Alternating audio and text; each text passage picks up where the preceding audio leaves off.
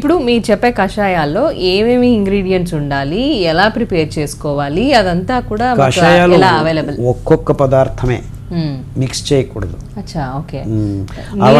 నీళ్ళల్లో మరుగుతున్న నీళ్ళల్లో చెప్పిన పదార్థం, ఓకే, అది గింజలు కావచ్చు, ఆకులు కావచ్చు. అంటే ఎంత క్వాంటిటీ అన్నది అరపిడి ఏదైనా ఇంతే, అంతకంటే ఎక్కువ అవసరం లేదు. ఆకులైనా పదార్థం అయితే అర్ధ చెంచా, అంటే ఏదైనా పొడులు కానీ ఆవాలు కానీ మెంతులు కానీ జీలకర్ర కానీ పసుపు కానీ ఇలాంటివి అయితే అంత. 3 నిమిషాలు మరగబెట్టడం, 2 నిమిషాలు స్టవ్ ఆఫ్ చేసి మూత పెట్టి తర్వాత వడపోసుకోవడం.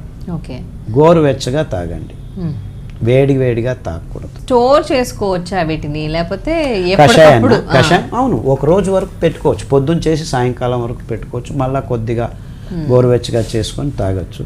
కానీ 2-3 రోజులు ఫ్రిడ్జ్లో పెట్టుకొని అది నాకు ఇష్టం లేదు, మంచిది కాదు. అంతేకాకుండా చాలామంది మేము పొడులు చేసుకొని కషాయం చేసుకుంటామంటారు. అది 80% ఎఫిషియన్సీ తగ్గిపోతుంది.